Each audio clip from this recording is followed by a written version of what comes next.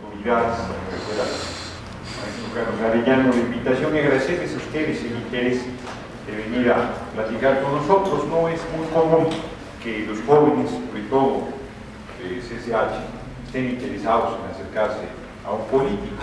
Hay una campaña permanente de denuestro en contra de los políticos, de la política, de los partidos, pero también a la vez hay un despertar de los jóvenes en torno a la participación política.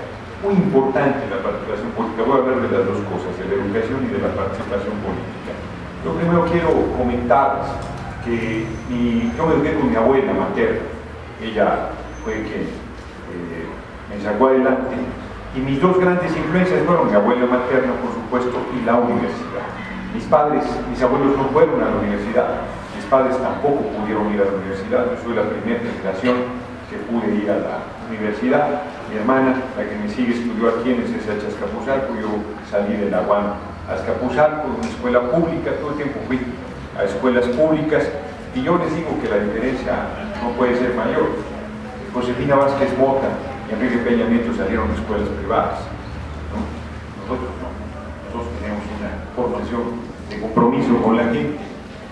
Y efectivamente, como lo comentaba aquí, coordinador, se piensa que lo privado es mejor que lo público. Y efectivamente la inmensa mayoría de escuelas privadas son de pésima calidad. No tienen, de entrada, yo no comparto que servicios públicos tan importantes como la educación sean un negocio. Creo, como lo ha planteado también el propio Andrés Manuel, que si alguien quiere educación privada y la quiere pagar, es su decisión, pero el Estado mexicano debe garantizar educación pública de excelencia a todos los que quieran estudiar. Yo estoy convencido que todo muchacho o muchacha que salga de la secundaria debe tener un lugar en la educación media superior, y todo muchacho o muchacha que salga de la educación media superior debe tener asegurado un lugar en las universidades públicas del país. La UNAM está rechazando a 9 de cada 10 solicitantes. 9 de cada 10. No es que no pasen el examen, sino que no hay recursos suficientes para la matrícula escolar. O sea, 9 de cada 10 es una barbaridad, prácticamente. Es más, se subió, está en 9.2 el nivel de rechazo en la universidad. El Politécnico rechaza a 6 de cada 9. Entonces yo decía, no es que no pasen el examen, los muchachos salen con la autoestima por los suelos, llegan a su casa, ven nomás, te pasa a tu padre, no sirve para nada, ¿no? Y en realidad, pues es que no hay recursos suficientes, y esa es una de las formas en que han venido privatizando la educación. Han estado ahogando a las instituciones públicas, han estado restringiendo los recursos, y de esa manera van proliferando universidades de dudosa calidad, escuelas privadas de pésima calidad, que ofrecen un servicio que no está garantizando el Estado mexicano. Así es que no es una decisión ni siquiera de que yo prefiero lo privado, sino de estricta, está siendo villada mucha gente de recursos inclusive muy modestos a escuelas privadas pues, de pésima calidad, que son las que pueden tener acceso con los modestos recursos que tienen para poder tener educación. No solo es la UNAM el Politécnico con altos niveles de rechazo, sino prácticamente todas las universidades públicas del país. Uno las ve desfilar cada noviembre de cada año. El presupuesto del Estado, del gobierno del país, se decide en diciembre en la Cámara de Diputados, a más tardar el 15 de diciembre, y uno ve desfilar ahí a los rectores pidiendo mayores recursos, ahogados con los contratos colectivos, ahogados con las presiones que tienen, con el deterioro de las instalaciones, con una serie de cosas. Cuando digo ahogados con los contratos colectivos, no quiere decir que haya que reducir los contratos colectivos, porque además cada vez es mayor el número de profesores que están por, no de tiempo completo, sino pagados prácticamente por horas. Los esquemas outsourcing, o lo que los invita Calderón, el apostolado con público, dice él, de la Policía Federal con el sumo pontífice García Luna, ¿no? El narco, o migrar a Estados Unidos. No puede ser ese el presente para los jóvenes del país. La verdad es que, vuelvo a poner mi ejemplo, Yo cuando estudié la escuela pública era accesible. Yo me inscribí en el Politécnico en Ingeniería, no me gustó y me cambié a la UAM y ahí terminé Sociología y podía uno ir a las escuelas públicas sin mayor problema. La inmensa mayoría de mis amigos, yo en la unidad segura, renunciamos a para que vean cómo están las cosas. La educación anda así, como los equipos y como todo. Entonces les decía, yo vi en la unidad de Seguro Social, la mayoría de mis compañeros fueron a la UNAM, CSH Azcapotzalco, CSH Naucalpan, luego fueron a CEU, se desplazaban desde Tlalnepantla hasta allá, pero había espacio, o al ENEP Acatlán. Todo eso ha desaparecido. Cuando yo salí de la universidad tenía 2 o 3 trabajos, modestos, pero 2 o 3 opciones de empleo. Hoy la gente, aunque haya salido de la universidad, no encuentra absolutamente nada. Entonces es dramático lo que está sucediendo en el país y tenemos que modificar esta situación, y es ahí donde yo pongo el acento, porque el diagnóstico dramático de lo que está pasando, más o menos todo el mundo lo puede ubicar. El problema es cómo lo resolvemos, y no se va a resolver ninguno de los graves problemas existentes en el país de empleo, de educación, de salud, de vivienda, de alimentación, sin un poderoso movimiento popular que modifique las cosas de raíz. Lo digo de manera muy clara: si todos y cada uno de nosotros no participamos para que cambien las cosas, no va a cambiar absolutamente nada. La gente está esperando que un ente sobrenatural venga a resolver las cosas. Eso no va a pasar. La Virgen no va a aparecer, yo no creo en eso, yo soy ateo, pero para los que crean no va a aparecer para resolver estos problemas. No va a haber ningún ente que venga a resolver esto. Ni un diputado, ni un senador, ni un alcalde, ni un gobernador, ni un presidente. Tiene que ser un poderoso movimiento popular el que barra con toda la corrupción, la simulación, la injusticia, la desigualdad, la mentira, la ilegalidad, la injusticia existente en el país, para poner de pie un país que está de cabeza. Y ahí los jóvenes están llamados a jugar un papel importantísimo en el proceso de transformación. Los jóvenes van a ser un motor fundamental para los cambios que se requieren en el país, en la participación política, no entendida la participación política como la participación partidaria, sino más allá de la participación partidaria. Un proceso de compromiso para el cambio del país. Porque yo, parafraseando a Salvador Allende, estoy convencido que un joven que no es rebelde nació decrépito. La rebeldía y la hormona están ligadas a la juventud. Es parte consustancial del proceso de la juventud. Imagínense un joven que no está movido por la hormona, una joven, pues no, eso no es natural. Pues la rebeldía igual. Un joven que no es rebelde, un joven que está apático, un joven que está adormecido, no está con sus fuerzas vitales a todo lo que da. Yo por eso les digo también que un joven panista es antinatura. No lo entiendo. Y un joven priista ahí se los encargo. O sea, de verdad, lo ejemplifico. Imagínense un joven que diga que su líder es Calderón. No, ese muchacho no está completo.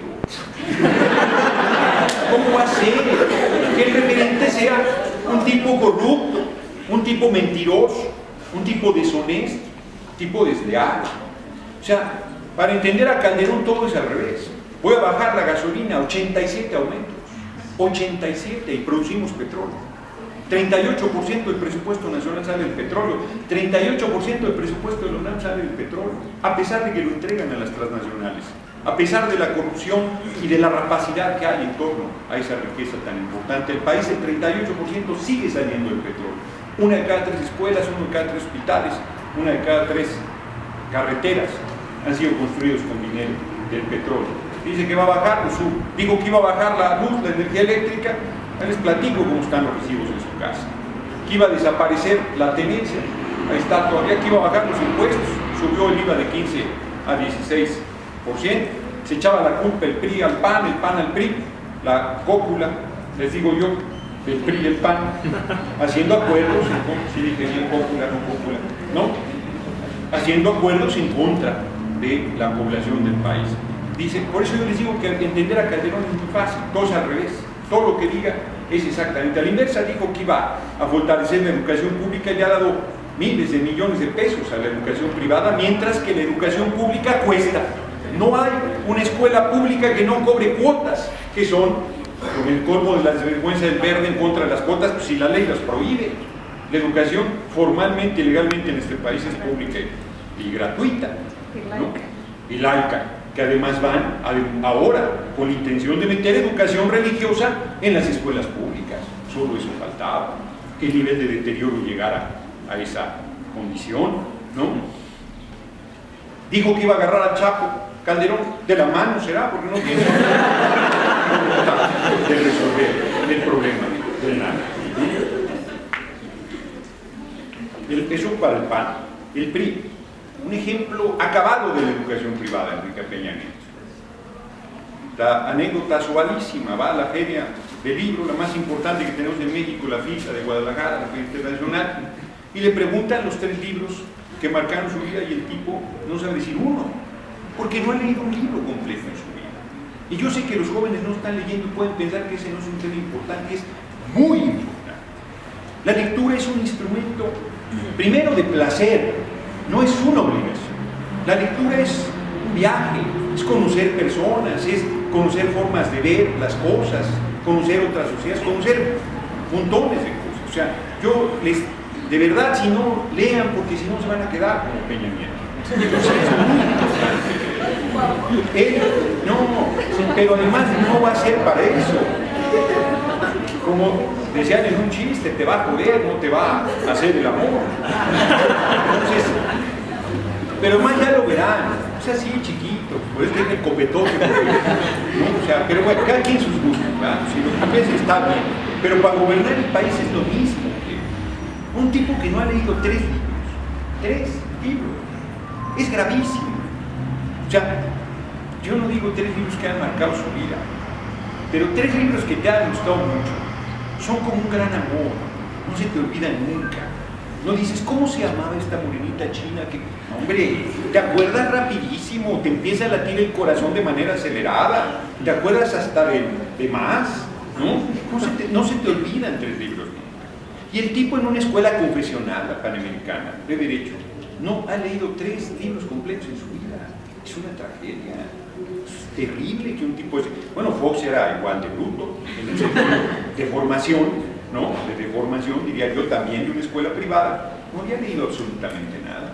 Entonces yo de verdad la lectura es muy importante, es un instrumento muy poderoso, porque nosotros tenemos que lograr comportarnos como hombres y mujeres libres. Y yo creo que no hay hombres y mujeres libres si no leen, si no están teniendo un acercamiento con esos instrumentos poderosísimos de desarrollo del pensamiento humano. Y hagan como cuando uno le gusta un hombre o una mujer, según cada quien. Agarren un libro, no les gusta otro, hasta que encuentren el que los atrape, que no lo quieran soltar, el que realmente los apasiona. Y es una manera de llegar a la lectura. Entonces, volviendo a lo que les estaba planteando, están esos 2 referentes, ¿no?, que francamente no pueden estar ligados a la rebeldía. La misma política económica, la misma política social, el mismo sistema político, y el único que ha planteado y que lo va a cumplir si llega a la presidencia de garantizar educación para todos es Andrés Manuel, que salió de la UNAM y que también tiene origen humilde igual, y está también muy claro de la importancia de la educación para los jóvenes de este país. Nos cambia la vida. El simple acceso a un aula universitaria nos cambia la vida, pero si además terminamos la formación, nos da otra posibilidad, porque nos permite descubrir talentos que ni siquiera sabíamos que teníamos, que no teníamos ni la más remota idea. Te da oportunidades de conocerte, de potenciar, de generar todas tus capacidades y de descubrir una serie de posibilidades que, insisto, te da seguridad, además te da instrumentos de trabajo, de análisis, que son muy importantes. Entonces voy terminando. Yo estoy convencido, absolutamente convencido, que la izquierda va a gobernar este país. No me es ajeno el deterioro que existe, ciertamente en todos los partidos, la izquierda incluida. No soy ajeno al conocimiento de la corrupción y del deterioro que existe. Pero tampoco soy ajeno a un movimiento de millones de hombres y mujeres que están cansados de la situación existente. y que quieren un poderoso proceso de transformación. Fíjense, el nivel de manipulación es tan fuerte que están queriendo plantar en la conciencia de la gente que ya es inevitable la llegada de Peña Nieto. Si ustedes revisan todas las encuestas, que yo no les creo ni bendito, pero ustedes las revisan todas, prácticamente todas coinciden que el 30% de la gente no ha decidido por quién votar. Si 30% de la gente no ha decidido por quién votar, la elección está sin decidirse, pero con mucho es un tercio del electorado. Calderón supuestamente ganó con el punto 56, digo supuestamente porque sostengo a estas alturas que se robó la presidencia. 2 votos por casilla de diferencia, 256,000 votos más o menos, casi 15 millones para Andrés Manuel, casi 15 millones para Calderón. 30% del electorado es una cosa bárbara. Pero los medios traen una campaña permanente de desprestigio para que la gente no participe. La gente no se da cuenta del enorme poder que tiene, del potencial que puede ejercer, no lo observa. Y los jóvenes menos. Si este grupo sale hacia la calle juntos, todo el mundo se pone a temblar. ¿Qué traen estos? ¿A dónde van? Aunque vayan nada más a comprar algo a la tienda del esquina. De verdad, porque se ve ahí la fuerza, dicen, es un poder enorme y no se ejerce, no se desarrolla, está alienado. Y en buena medida, hoy terminado, está alienado por la televisión. La televisión es un instrumento para el no pensamiento de la mente de las personas. La hace loca. Fíjense, 2 ejemplos muy rápidos. Se quemó el Casino Royal en Monterrey y estaban presionando enorme para que en la Cámara aprobáramos la Ley de Seguridad Nacional, que es una cosa espantosa, acabar con derechos y garantías constitucionales, acabar de militarizar el país, pasar por encima de la gente, detener sin orden judicial, retener más allá del plazo constitucional, llevarte a la zona militar en vez de al Ministerio Público, toque de queda, una serie de barbaridades que no tienen nada que ver con el combate a la lucha con el narco, que yo les pongo ahí, hago una pequeña digresión. Si yo les pregunto a ustedes, si saben en su colonia, en su barrio, en su lugar donde viven, dónde están los que venden droga, todo el mundo sabe. Y si no sabe, pregúntelo luego.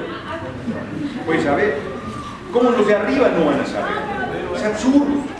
Y los retenes que son inconstitucionales, dice el artículo 16 constitucional, nadie puede ser molestado en su persona, domicilio, papeles o posesiones sin virtud de mandamiento escrito de la autoridad competente que funde y motive la causa legal del procedimiento.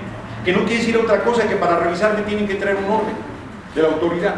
Si no, no deben hacerlo, si no es totalmente ilegal.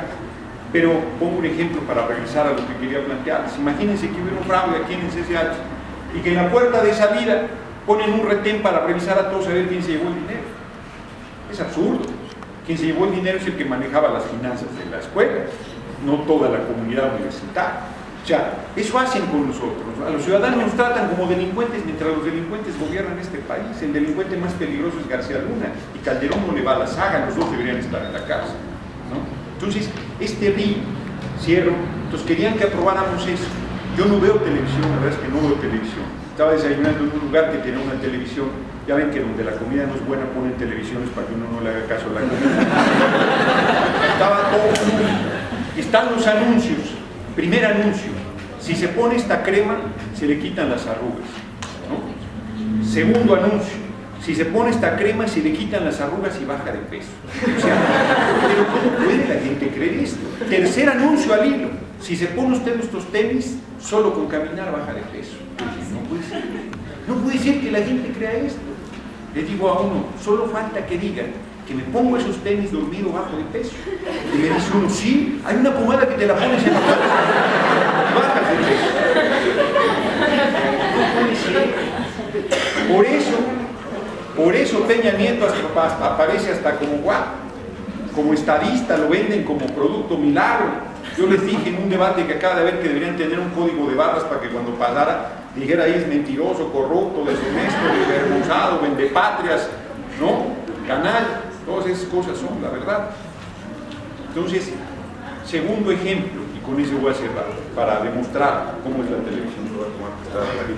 ¿Se acuerdan de la influenza famosa? Traían aterrado a todo el mundo con lo de la influenza, ¿no? Todo el mundo con cubrebocas, quien no andaba con cubrebocas, todo el mundo lo veía así como maldito, ¿no? Los fumadores eran simpaticísimos, traían su cubrebocas, se lo bajaban, le daban una camisa, se lo ponían a subir para que no se fueran a morir, ¿no? Nadie hacía, no se valía a saludar de mal, no se valía a saludar de beso, nadie hacía cuchicuchi, todo el mundo creó un mundo porque le habían dicho que iba a ser terrible. Murieron 150 personas, de un país de 110 millones. Hubo estados que cerraron las escuelas sin tener un solo caso de influenza. Durante 2 semanas trajeron aterrado a todo el mundo. 150 personas. O sea, nada. El narco en Veracruz se los echa en 2 días.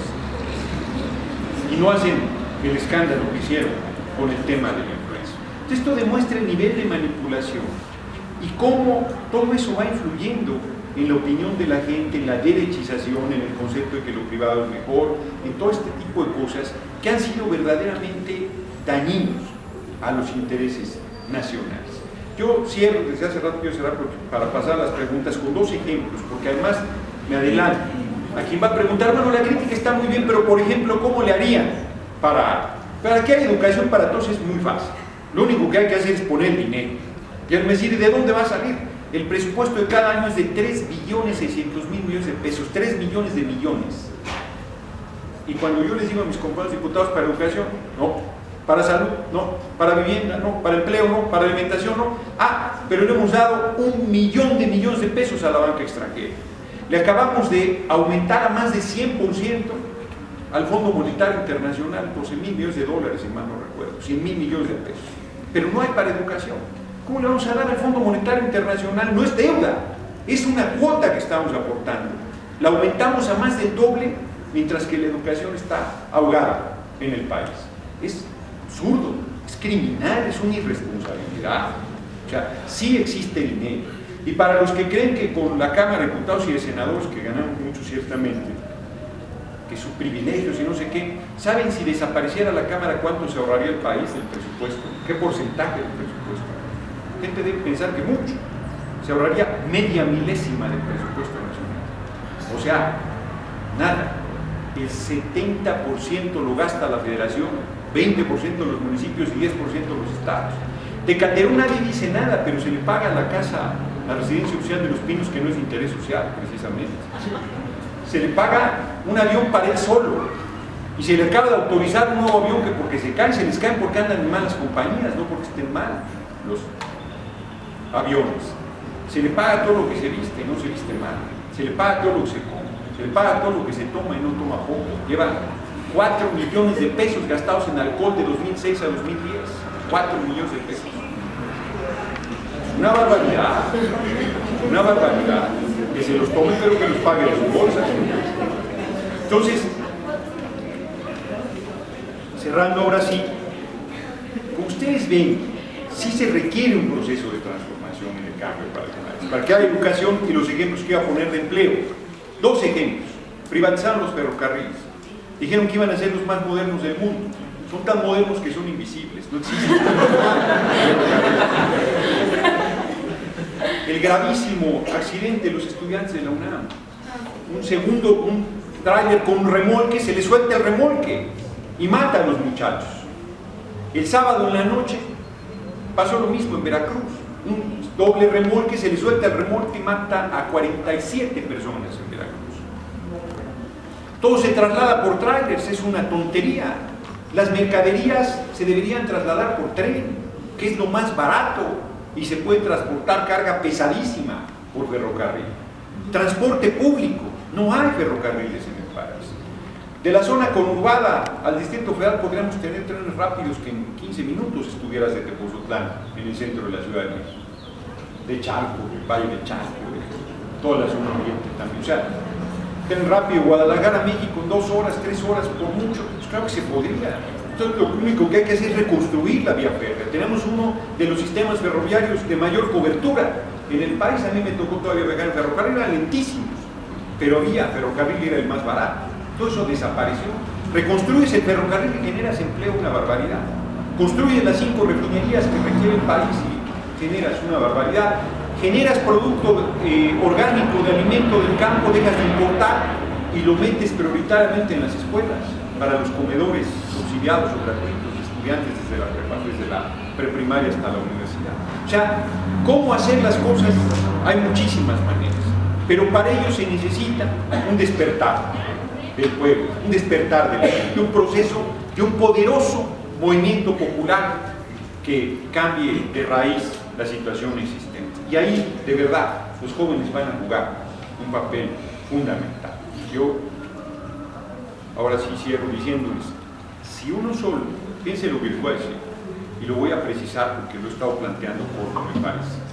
Si de este auditorio, un solo muchacho, una sola muchacha, sale con la determinación de actuar como hombre y mujer libre, cambia su entorno, hacen una aportación enorme al desarrollo social de su entorno y del país. Uno solo que saliera con esa condición, con esa determinación.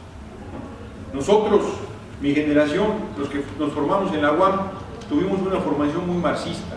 De cada 4 materias, 5 eran de marxismo, Romeo y yo. Estas escuelas tenían una formación marxista muy fuerte. Eran procesos de lucha y de participación muy importantes. Entonces se ha perdido la conciencia, se ha perdido la formación, se ha perdido el compromiso, se ha olvidado el origen. Hay gente pobre que dice que es populismo que les demos educación al pueblo. Que es populismo que haya empleos bien pagados. Que hay populismo que haya prestaciones de ley. O que son privilegios cuando mandaron a la calle los del Estado. ¿Cómo va a ser? La riqueza se produce con trabajo. No hay otra manera de producir riqueza, y quienes producen la riqueza merecen la mayor parte de la misma riqueza que producen. Y aquí reconoce hasta el canalla de Lozano que la gente trabaja 10 horas al día y recibe a cambio salarios miserables. Y las mujeres empiezan la jornada antes que el varón y la terminan después.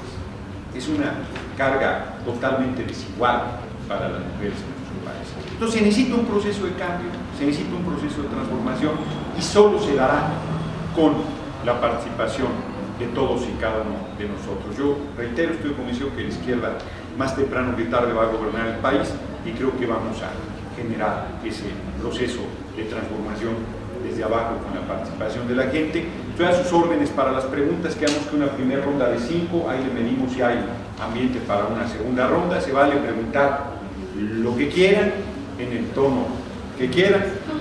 Yo respondo igual, ¿no? Estoy a sus órdenes y estoy muy contento de estar aquí con ustedes. Muchas gracias. Vamos a ejercerla con carácter. Para hacer las cosas el carácter no es suficiente, pero sin carácter no se hace nada. Y no es un asunto de voluntarismo. Uno necesita el carácter, necesita el conocimiento para hacer las cosas. Yo, por ejemplo, les digo que a mí nunca me han revisado en un retén militar. Nunca. Ya me puedes decir, eres diputado, no nací diputado y espero no morir diputado. Nunca me han revisado en un retén militar. Siempre les digo el artículo 16 constitucional. Ahora me responden, el artículo 89, fracción sexta de la Constitución dice que el presidente tiene mando sobre las tropas. Entonces yo digo, pero ese ni presidente es. Pero enséñame el documento de tu presidente para que me revises mi auto, mi persona, mi maleta. Y con mucho gusto entonces vemos. No, no lo traigo, pues entonces no lo puedes revisar. No puedes, pero no debes. Tú la tocas y yo te acuso de robo. Y entonces empieza una larga discusión, a veces más larga, a veces menos larga, a veces me echo hasta media hora. Nunca me han revisado en un retén. Pero tengo que servir. Desde antes de ser diputado me han pasado estas cosas y nunca lo he permitido. Pero pongo un ejemplo más claro. La primera sesión en la Cámara de Diputados, la primera, pedí la palabra y no me la dieron. Ramírez Acuña. Y ya vas a ver cómo de que no voy a hablar.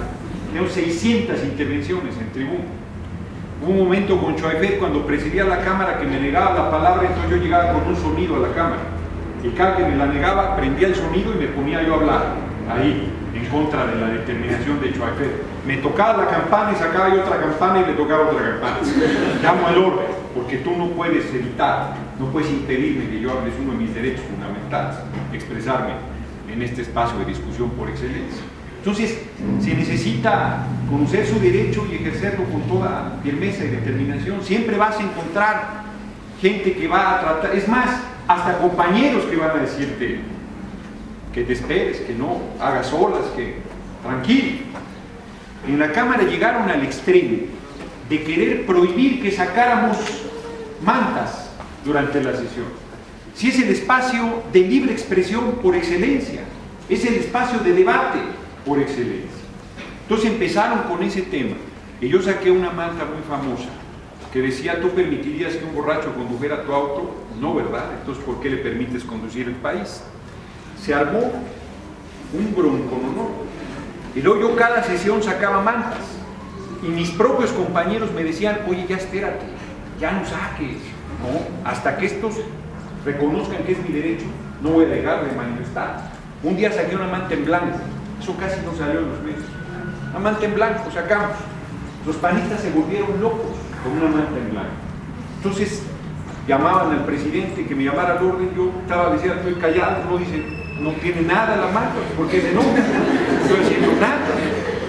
Y todos los periodistas que son muy mulas se acercan y me dicen: ¿qué pasó, diputado? Ya se le acabaron las ideas, que no dice nada la lona. No, todo el mundo sabe lo que dice, pero no se lo pongo para que no se enojen los del PAN.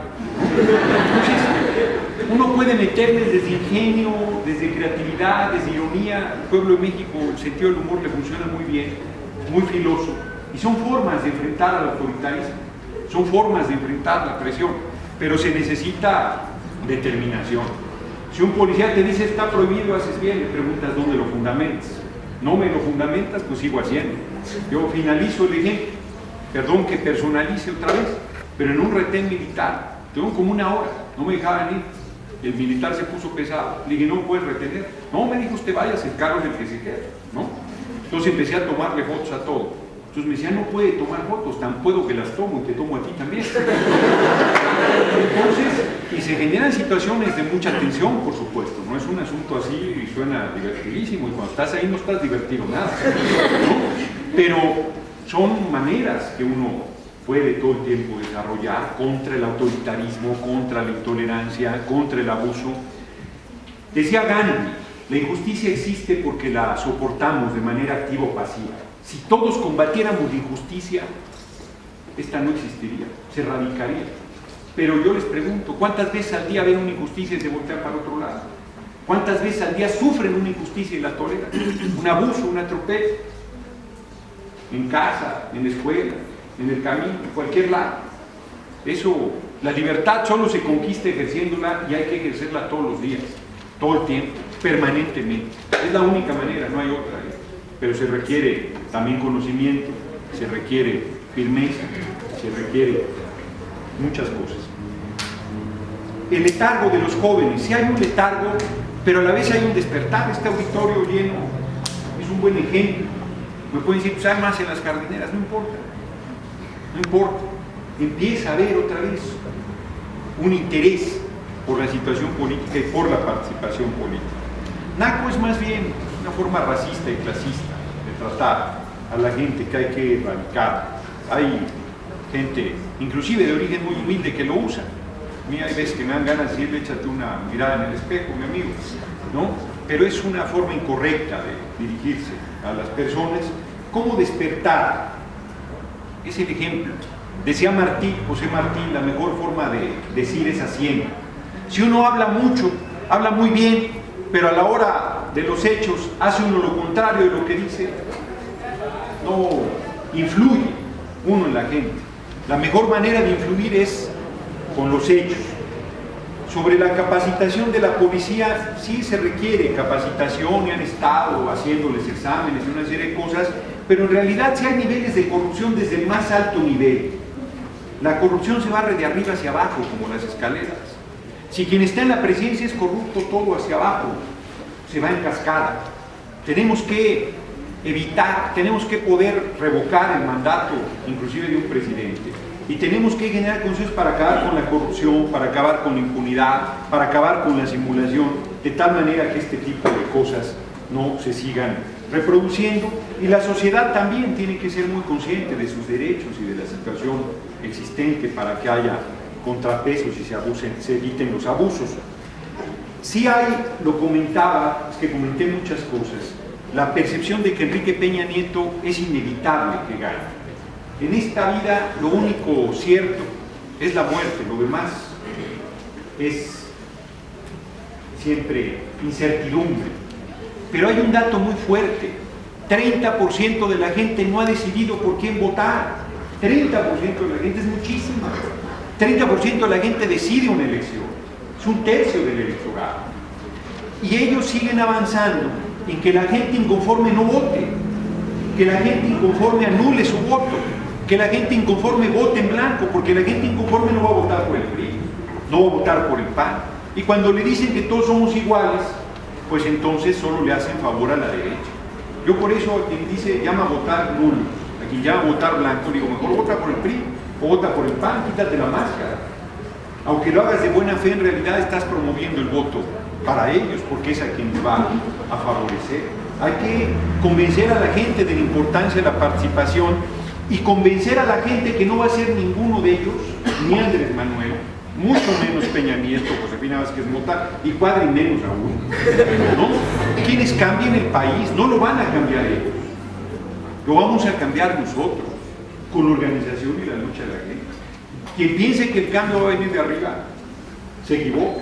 Tiene que ser con el compromiso. Y finalmente, bueno, Sicilia, que es un hombre preparado, ha estado, imagínense el despropósito que dice Sicilia que estuvo diciendo que todos éramos iguales.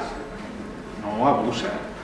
Calderón no es lo mismo que Andrés Manuel, pero yo no soy lo mismo que Beltrones, aunque a mí no me debe eso Sicilia. No, somos muy diferentes. Y ahora dice que Andrés Manuel es el menos peor, pero que él va a anular su voto. Es un irresponsable. Tiene un tragedión encima, pero es un irresponsable. Políticamente está haciéndole el juego a la derecha, lo quiera o no. Y finalmente, ¿de dónde salen los datos que yo manejo? Los de los 4 millones de pesos gastados en